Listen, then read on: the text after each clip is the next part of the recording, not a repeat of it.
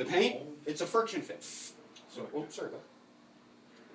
And actually, you know what? This wouldn't spray enough to even reach. What is the difference between the bottom and the top upper part? Gravity feed versus. The gravity feed versus gravity feed. The paint is gravity fed, exactly as it says. It's coming down a tube, and the air is pushing it through. The suction feed, the air going through is actually drawing it up and into your reservoir. Is one better than the other? Or? No. They both work exactly the same. The only nice thing is, when you tip the brush back, you don't spill paint all over yourself. You always make sure that the little hole in the top of that thing is open. Yeah. And you will see that on the, carefully pass that bottle around.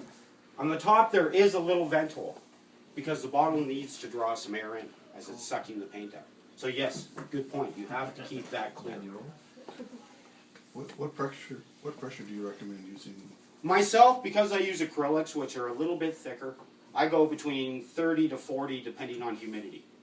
We need that much pressure? 30 to 40 psi? It's all personal preference. I find with that kind of pressure, you get a more even spray. If you start dropping down to about, some guys like 10, 15 pound, then you've got to make sure your paint is as thin as water.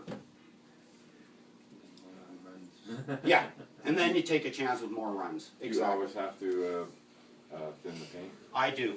I generally put, if I'm using about a quarter of a bottle, Yeah. I will put almost 3/4 of an eyedropper of thinner into it. All that's going to do is, with all that compressed air, the paint's going to dry very fast.